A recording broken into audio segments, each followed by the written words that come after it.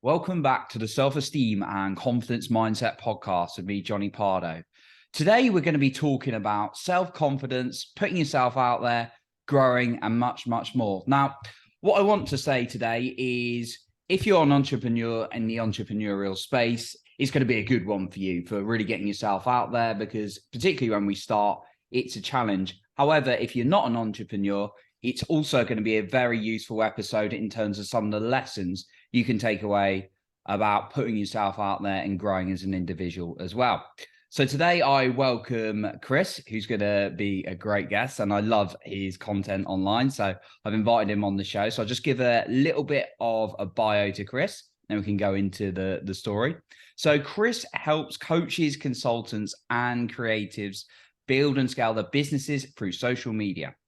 Chris has a wealth of B2B, business-to-business sales and marketing experience, having sold to brands such as FedEx, Subway, Jack Daniels, and many, many more. So welcome to the show, Chris. Thanks for having me, man. I'm excited to get into this. Excited. Love a good interview. Me too. And I see you got your road set up and everything there. So really excited about it. Yeah. A very smart looking background as well. So yeah, Chris, to kind of like start us off really. I love obviously loving the content you're putting out and the way you're putting yourself out there. What really got you into like maybe I know you like to kind of like talk like you mentioned, but maybe a few highlights of what got you into doing this for helping brands and going out there and really helping businesses go out and scale? What got you into this? It was all a mistake, man. It was all an absolute accident. I swear, I did not mean to. I didn't mean to leave my job. I didn't mean to start making like half a year's salary in a month or anything like that. Wow. It's all just gone a bit crazy.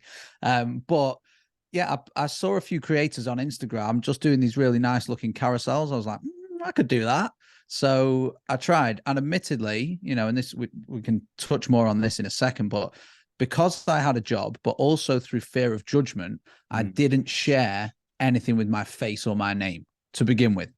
So I was putting out carousels and hiding behind design, as I like to call it, and no videos and no images of me, of course.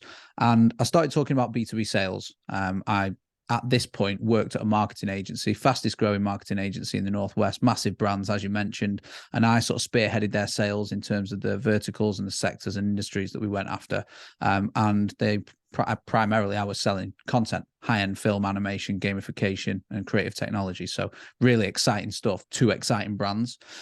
So I know good content, but I didn't know it from a sort of an individual level, which is where I help people. I know on a more sort of big B2B or B2C facing brands. So I just started putting out some B2B stuff, and I got a couple of incoming inquiries. And I was like, yeah, I can help you out with some sales. Yeah, like work with some very small business owners. Had a chat with someone, and they were like, you are pricing it way too low. Put another zero on and see what happens. So on the next sales call that I had, I put another zero on, and the lady paid in full. And that's when I was like, oh, okay. Then I was like, if I want to do this properly, I'm going to have to be myself rather than hide behind things. So I started doing a few videos. Never been afraid of a camera, which I guess is sort of a string in my bow against a lot of people who are starting out.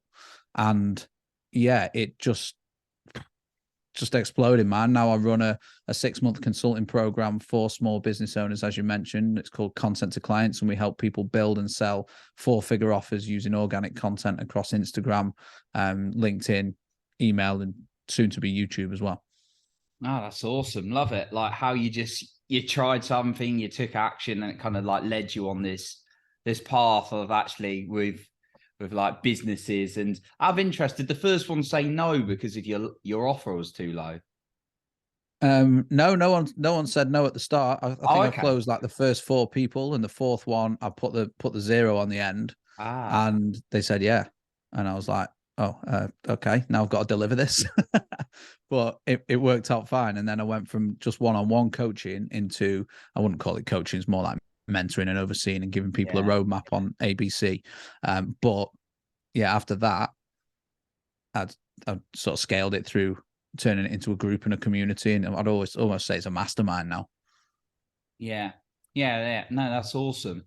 I'm kind of touching on one thing you said then is like you had like done these deals with these people, and you obviously can start to see your own value from it. A lot of us get caught in that whole overthinking, like, I've got to create all these things and get it perfect, even though that doesn't really exist, before I like get something out there, because it can never be perfect. What advice could you give someone who's perhaps thinking about like starting a business or like a new idea, and then they're just like overthinking it, they're trying to get it all mapped out? How could they start? It could be very simple. Well, the key thing to worry about is not getting from A to Z. The key thing to worry about is focusing on the exact task that you need to do right now to fall into one of three categories. So I would say that's A to B. Then when you're at B, worry about going to C. And I delivered a masterclass, as I mentioned just before we started this interview, man. I delivered a masterclass today, and one of the slides off that was saying you don't need a flashy website to sell anything. You don't need like a fully articulated offer and a pitch deck, and you don't need a neon sign in your office. All you need to do is three things. It's generate sales calls if you're doing it through a call, which is sort of what I teach. Generate sales calls, close the right people on sales calls, and then deliver some amazing results to the people that you've closed. That's it. Anything outside that, so it's marketing, sales, and delivery. That's it. You are overthinking it.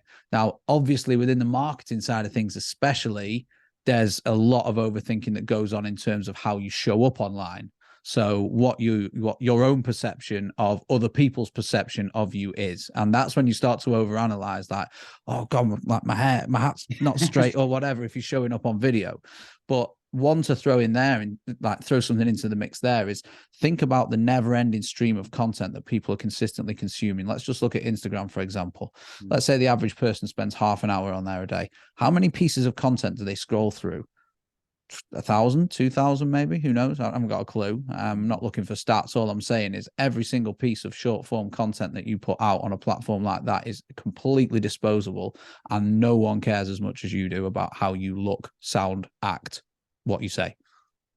I love that. Love just getting from A to B. It's funny, I was just on I've been doing a bit of like, I know he's not everyone's cup of tea, but I've been doing a bit of like Grant Cardone's like marketing recently, and they were saying quantity over quality, but then you combine the two. So it's about getting out there and doing it again and again and again. And then it gets better over time, but not kind of that whole, I need it to be quality to start, like you're saying, like my hair and everything. It's never going to be quality to start though, is it? Like it can't be. And if it was, everyone would be doing it and it would be easy. So I think of it like going to the gym. You know, you want to become a bodybuilder. You don't just walk into the gym and have massive biceps. You know, you got to go to the gym consistently, repeatedly, and get reps under the bar, which is what someone said recently on a podcast. I thought it was brilliant. Like how you get, and then once you've done it a few times, essentially, the more times you do it, quantity, the faster the quality will improve, and that's what you want. And you can do what I did and overanalyze everything at the start. Like I went through and made the same carousel post in like 4 different softwares, templating everything. And I've really gone a long way around this. Seriously, I have. So I feel it, like other people's pain on that. Massive overthinker, perfectionist, imposter syndrome, all of it. I have it. I still have it all to this day. But we have 2 company values at the moment, and again, I've gone the wrong way around them because I'm making them up as I go along, rather than starting with this perfect foundation that everyone says you need to have. You know, establish a mission, establish your North Star, and one of the values, the main one, is just simply action and to inspire action. That's the only way you're going to get where you want to be, is taking action. And that doesn't have to be a massive step. That could just be a tiny little brick that you lay each day in terms of building your house or your fortress. Yeah, no, I like that, little steps. And would you suggest that to someone as well who might be a little bit fearful? Because like you said, obviously, going in front of the camera, that was something that felt quite comfortable to you.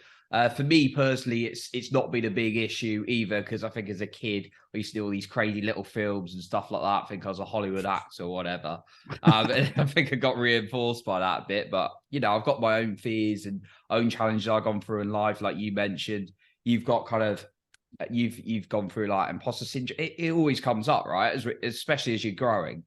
But for the person who's perhaps a little bit fearful of, publicly putting himself on camera or doing a speech in front, or talking in front of people, delivering a workshop, would you suggest the same kind of guidance for them, just doing something small rather than that big jump as well?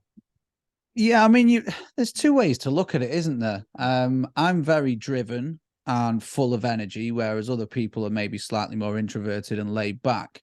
But if ultimately deep down this is something that you want to do, then you're not going to get there by not doing something.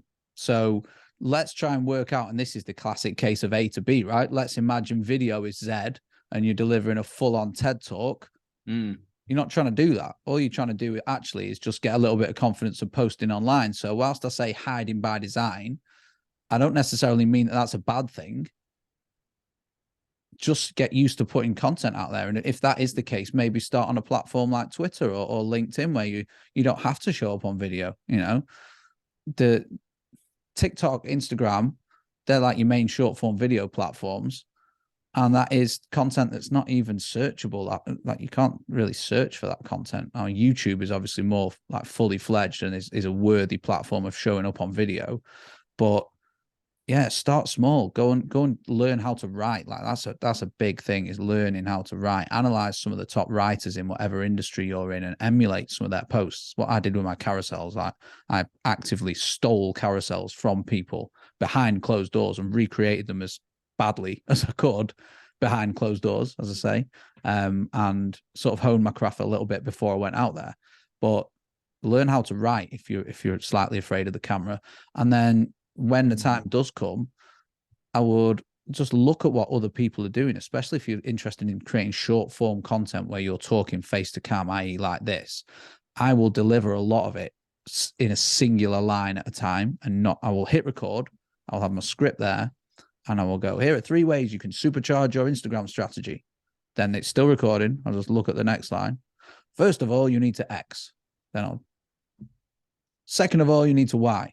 And then after, all the magic is done in the post-production, where I'm chopping out every bit of silence, zooming in a bit, speeding up, adding a subtitle, adding sound effects, adding music. And what is actually a really boring 2-minute video with loads of awkward pauses can actually be made into a 20-second, like, boom, quick fire, follow me for more, boom, kind of thing. Yeah, like it. So yeah, like finding your own style and getting out there like uniquely. And again, it comes back to not necessarily, I suppose, comparing yourself to someone else's like Z, like you're talking about when we try and go from A to Z in that instance. From your good example. Yeah, from your experience as well. I just wanted to touch on the, obviously you run a very awesome business, and you built that up. How important is it for people to, what your thoughts on doing it alone versus doing it with, going on the journey with someone else? I mean, strength in numbers, right? But also lack of profit margin in numbers too. Like you sacrificing a bit of the cut. It would depend. I think you've got to start small, and you've got to make sure that both or all of you are aligned. And this is where you probably do need a North Star and a mission before you begin. I think you need to do things legally as well. Now, I had a client come through my program and have amazing results, like 5x their monthly revenue. And it's a 6-month program. By month 3, I hired her as a client success coach. Now we're actively talking about pursuing something together because we get on so well. We've never even met in real life. We are next month. And we're doing that because we've already kind of tested the water in what's a safe zone, which is her doing a little bit of contracting work for me, and the relationship has sort of grown almost. in this like safe space where no one's under too much pressure. It's a monthly agreement, it's rolling, that kind of thing. And then if we do strike something up and it's a 50-50 partnership, we sort of know where we stand because we've already worked with each other for 6 months. So again, don't go A to Z. This is like a running theme now. Go A to B and just start small. Same when you start working, like started working with a VA, I gave her the lowest level possible task first and just saw how she performed with that. And then when she could do that, we took her on to level C and gave her a bit more responsibility. And I think people are so quick to go, like you said, play the comparison game. Well, that guy's got the best video ever with the best subtitles. I'm going to hire an editor. I'm going to do this, do that. Actually, I can't afford any of it. And now I'm broke 2 months later. They're trying to go all the way to Z, where the first thing is just produce it yourself and go the Grant Cardone way that you mentioned. Just get the quantity out there. And if you're that afraid, create it and don't post it. Just keep creating it behind closed doors and don't post it.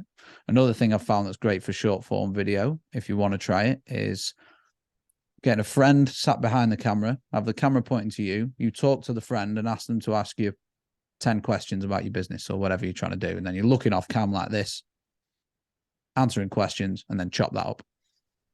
And that's you in your natural organic state. That's an interesting one. I've not heard it, and that, yeah, I could see how that's natural. Definitely a good hint if you're someone who's wanting to go on video, but you're holding yourself back. So yeah, like it, really good one. So the next thing I wanted to kind of touch on a little bit was around, well, you obviously as an entrepreneur, you can get really, really busy. Well, everyone can in this day and age. Let's be honest, everyone always seems to be busy. How do you find a time? Are there any kind of strategies you do to kind of find a time for the most important things? Because, we've always got these conflicting priorities, all this conflicting information coming in left, right, and center. Yeah, sure. I operate using something called ruthless elimination. Yeah. So eliminating things ruthlessly. And I'm fascinated by the concept that everyone's got the same 24 hours. And people listening might not want to hear this, but the reason that some people are successful and some of the listeners might not be is due to the fact that they're focusing on tasks that aren't important. Okay. It's so easy to just waste your day away. Okay. With tasks that don't serve you. So essentially, people like that are saying yes to all the wrong things. And that's where this flashy website and neon sign stuff comes in. You need to go just work out what Z is, cool, but then how do we break that down into the other letters of the alphabet? Because you mentioned entrepreneurs and they're plagued with this perfectionism, and that I think is what's it called? Control, when you want to control everything. I can't think of the phrase, but you feel the need to control everything. Control freak. Control freak, basically, and make sure it's all perfect. But what you're doing by doing that is essentially multitasking every single day. Whereas I find blocking, one of my clients does it brilliantly. He's I do 4 hours on a deep work task every morning, and then in the afternoon I do whatever needs to be done that day. So he will know what his 4-hour deep work tasks are for the whole week. I'm going to work on these each day, and then I can take care of the other bits and bobs. And there are a few productivity experts. I recommend following a guy called Rich Webster on Instagram. He runs something called How to Work Less, and has an amazing newsletter called Work Less Wednesday, which is one of the only newsletters I open every single week. So Rich Webbs with a Z, I think is, yeah. But a big part of this journey is actually just ridding yourself of perfectionism and, as I say, ruthlessly eliminating everything that's not important and isn't aligned with your goals. I had a call not so long ago with a guy who does what I do, and it was a sales call. He was trying to sell me a 20K sort of one-on-one coaching, which I didn't go for, but I was close to, and I might do at some point soon. But he made these promises. He said, I can get you to 100 grand a month. You're a few decisions away from 100 grand a month. And then he told me what the decisions were a little bit later. And I was like, wow, that is actually pretty simple. But before he told me what they were, he said, open your calendar and share your screen. And I was just like, oh God, I know where you're going with this. And then he literally went, nope, you don't need to do any of them. Why are you spending a whole day doing that? You can do that in 3 hours. And I was just like, that was a big call for me. Like I should have probably paid him money just for that realization when I was like, right, I'm spending a whole day creating content. It should be 3 hours a week, not 8. Wow. That's remarkable. And like just going away from the you've worked obviously a job as well, but like away from the entrepreneurial side, I always noticed this in like, you know, the I had that kind of cool high paid manager who would be like doing really, really well, performing well. And you think they've got so many like things coming at them left, right, and center, but they'd be like, be fine, getting stuff done, really cool. You know, they'd always get good recognition. And then you see someone like on a lot less pay and kind of a level where they were like thinking they're really hard, they're really stressed, they'd be doing all this stuff. And it's always interesting to observe that. And it was like, well, he's done like 3 real needle movers today, and they just been focusing on like their emails all day and being reactive to that. So yeah, it's fascinating, isn't it? Yeah, it's that relentless pursuit as well, because there are people that you meet. My best friend is one of them. It's just like he appears never phased. He knows so much, and he always seems to have free time, and still he's earning 150 grand a year or whatever, which is a nice salary. So, like, how do they do it? And it's the internal. It's nothing to do with like all these tasks that he has to juggle. He's an MD of a big business, so he has got loads to do. He's not the CEO who can go and play golf. He's the MD. He manages. So yeah, and you start to realize at some point in your life, I hope everyone does anyway. It took me 30, 45, 6 years to work this out, giving away my age there. It took me 21 years to work this out. It really is an inside job. And I know everyone thinks about mindset like being a bit spiritual and a bit woo-woo. I certainly did anyway. But you really do need to work on your mind. And again, how do you do that? It's with action. It's taking action. And I think another thing is like expecting blockers. Like in my program, I call these things like seeds of doubt. So they creep in, okay, at every stage, no matter if you're at the minimum wage stage, or you're at my friend's level, 150K, or you're a billionaire. At every level, like seeds of doubt and blockers are going to creep in, like, you know, overwhelm, fear of failure, imposter syndrome, judgment, rejection, skill gaps, and bad clients, whatever it is, annoying employees or colleagues is probably a big one. But if you can train your mind to expect them, you're almost giving yourself and building yourself a tool to overcome them. So when they do start to show, or the seeds of doubt grow, you've got like a system, or almost like a personal standard to sort of fall back on, but you only get there through exposure. And you get to the exposure level through taking action. And you know, let's say exposure level is the letter C, because we're running with a clear theme here. You've got to go through B. You've got to take the action to get from A to B to even be exposed to C. Yeah. Otherwise, you just stay with the problems that plague you with A, which are not starting and you know, being unsatisfied in your job, or not making enough money, or whatever it is. Yeah, and you get to a point where the problems you used to would have seen. I mean, speaking for me, and then speaking for perhaps some of my clients when I've done one-to-one with, some of the problems you used to face are just like, meh. Like there was a point I remember just like worried about sending out like, you know, email or whatever, the spelling on it. Now I just send, you know, I've got like loads of unread emails. That's not even a problem, you know, not the important ones. Obviously I read those, but like, it's like, you know, those kind of problems, and you progress. So you kind of get ones. And Tony Robbins had a great quote on this, and he said, our biggest problem is that we think we shouldn't have any. And I thought that was a really good quote. I've not heard that one before. I really like that. But you're 100% right, Johnny. You know, like I'm covered in tattoos, like absolutely covered.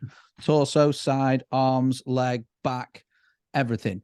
That first tattoo was a massive deal on my arm. Picture of my mum, just so I didn't get told off.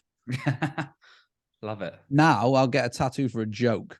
It's just like I've got my wife's lipstick tattooed on my bum cheek.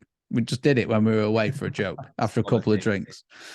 Like again, the exposure and the action almost helps you develop a tolerance for the pain and the money, I guess, in case of tattoos, but the problems that are associated with where you want to get to.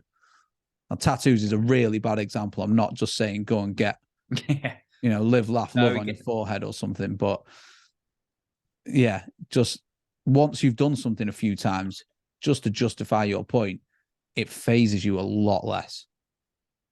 Yeah, got you. Yeah, I love the example of the tattoos and how, like, as you do more and more, it's like a problem at first, but then you grow. But yeah, it's like you're not gonna have zero problems in life. It's just how you respond. But I like what you said before as well about the systems in place and the fact that making sure you're training yourself and doing the work you need to, because it's an internal thing. Yeah, for sure. And the next problem when you're covered in tattoos is the problem of where to fit the next one. And I know I'm just saying that to be half funny, but also like just saying there is a problem. Or if you get your neck done, you may have a problem becoming employed. That kind of thing. So every stage has problems. So why get pissed off when you or doubt yourself just when you experience one? Like you'll experience one in something else anyway. You get to choose what the problems are. Yeah, and you want better quality problems rather than these mini ones that aren't doing anything. You only do that by action, like you're saying, moving. So 100%. Great stuff. So Chris, really, like we were saying before, could talk for ages. Know you're a busy man and appreciate your time today. So much value. I've just been taking notes as well, loads and loads to learn from. So just kind of to wrap up, really. Is there any final points or point you'd like to share for anything, again, that maybe we touched on? And then the other thing is, where can people find you to find out more about you and your work? I'm trying to think of something profound, but I can't really. I think my main sort of tip would be for me, like 5 years ago. And it's like, why did you not start? Why are you waiting? Because you care about the opinion. It was a fear of judgment for me, mainly. Cared too much about the opinions of others. So I actually wrote down whose opinions I cared about. And it was actually people that I didn't like, just a couple of, like, in general, but then a couple of like really close friends. And I was like, the people that I don't like, I shouldn't care about their opinion anyway, because I don't like them or I don't know them. And the people that I do like, they like me too. So it'll only take for them a bit of exposure of what I'm doing, putting myself out there on video as an example, for them to go, all right, that's what he does now. And then you're over that. So again, if you're listening to this and you think that I've added any value in some way, hopefully your key takeaway is just take that first step, get to B, forget Z. Yeah. And in terms of where to find me, I'm on Instagram with a very embarrassing handle, which I will change at some point, but I picked this to sort of stand out for obvious reasons. So you can find me on Instagram at salesguychris, and that will be changed at some point. But on every other platform, primarily LinkedIn at the moment, is Chris James Online, and YouTube, which I'll be going hard on as of the 1st of December, is Chris James Online as well. And then I've got my own podcast, and I'm on TikTok too, but don't bother with those ones. The value's on going to be on LinkedIn and, of course, YouTube. Awesome. Love it. We'll be sure to link those up. So once again, Chris, really appreciate your time today. So thank you. Thank you, Johnny, man. It was lovely to meet you. And thank you very much for having me. Awesome. So that concludes our episode for today. And remember, you are in control of your own self-esteem and confidence.